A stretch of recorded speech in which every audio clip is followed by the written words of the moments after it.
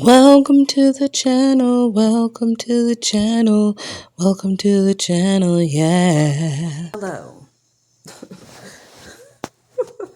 Greetings and salutations on this lovely day. I am going to do my March reading wrap up. Super quick to the point because I've moved on.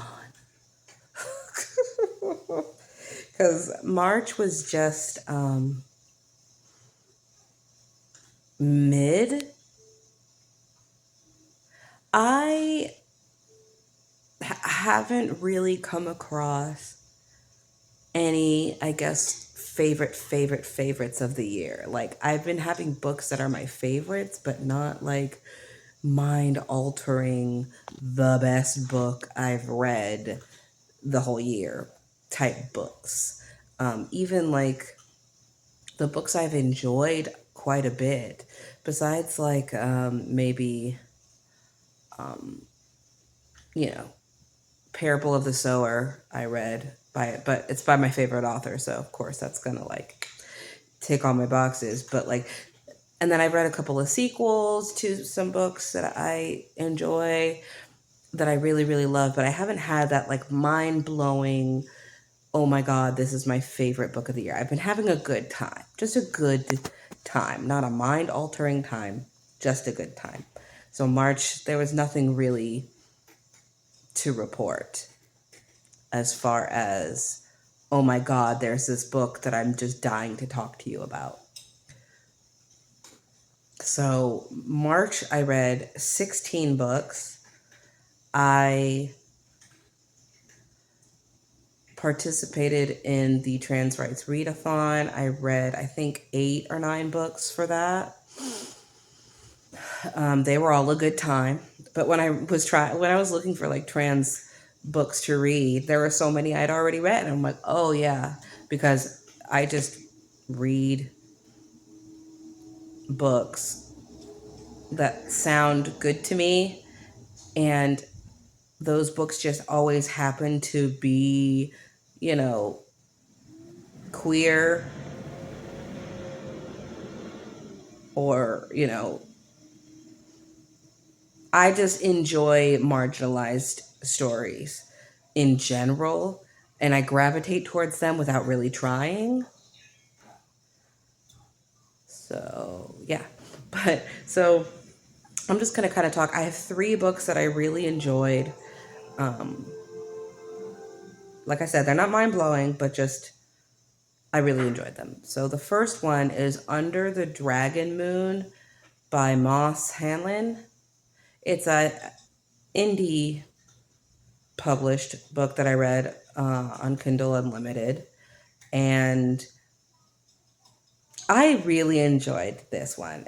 The main character is trans man, autistic, and he's kind of like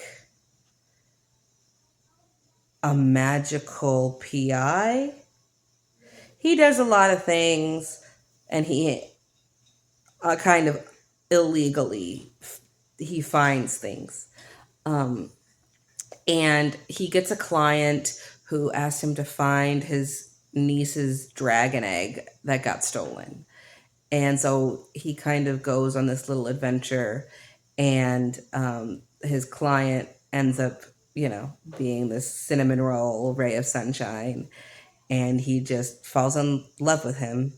And there's a lot of representation. There's, you know, ADHD, autism, bisexual, you know, it's a magical world with a lot of different magic systems and a lot of different magical creatures. And it, it has some spicy scenes, and they were spicy. They were good, really good.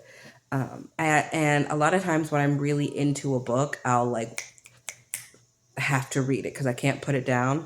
But this one was more like, I love this so much that I'm going to take my time with it. I'm going to savor it because it's just so wonderful. There is a lot of info dumping. There's a lot of magic you have to kind of wrap your brain around.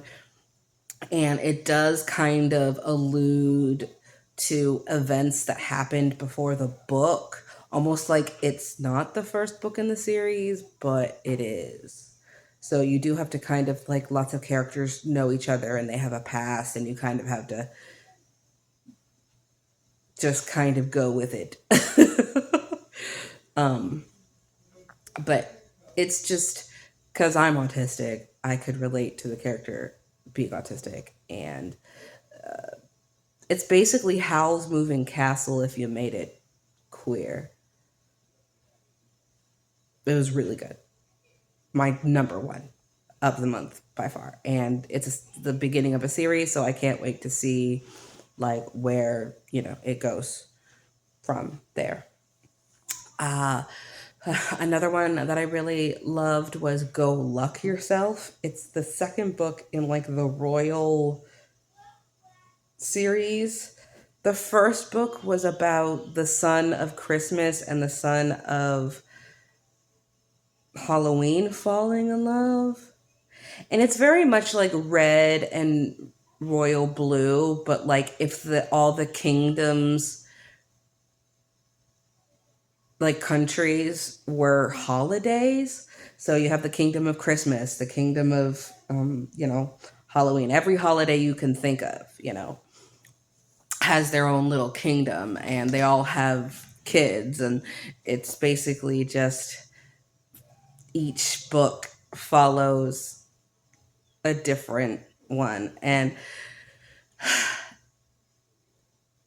it was just so good. Like, so this book follows the second son of Christmas and the son, like the heir to St. Patrick's Day. It was these books are very like stereotypical, and I'm sure a lot of people would be like, that's kind of perpetuating like the stereotype of certain people. But I just kind of took it all in good fun, and I didn't really think that hard about it, even though I could probably. It's very insta love. They fall in love in like 3 days, and it's like enemies to lovers, but not really. Like they go to the same college and they like prank each other, and then something happens where they have to like pretend to be friends, so they're not like starting crap with each other's kingdoms and stuff. So like for PR, they have to pretend to be friends. So kind of like red, white, and royal blue, which I didn't like, but that's a totally separate video. It was just, I love the main character, the Irish guy, but it's like it literally was like very stereotypical, like, oh, we're having shepherd's pie and drinking whiskey all the time. Like it was very but it was just like sweet. They fall in love. Like there's a good anxiety, rep in there.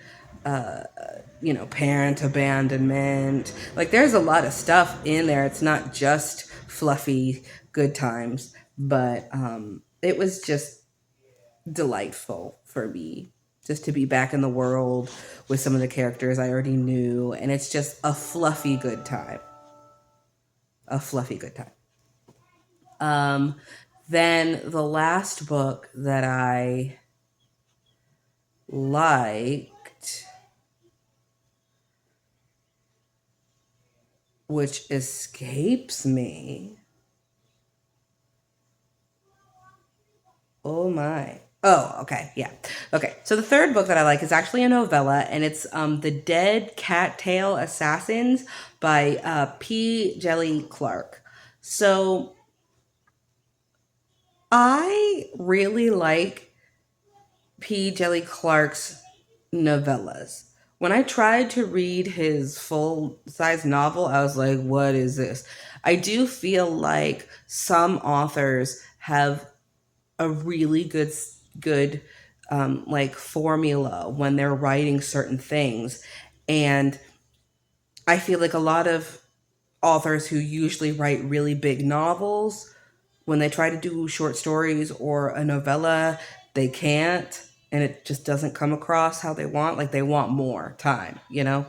But I feel like a lot of authors who start out writing novellas and then try to write novels also fail too. So I love, like, Ring Shout, I read by P. Djeli Clark. And it, for me, it wasn't like mind blowing, but it was a good time.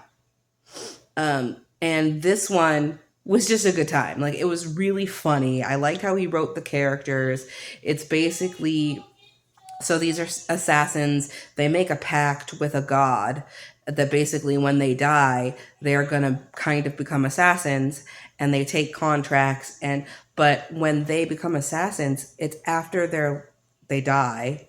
And so they're not supposed to remember anything from their past life.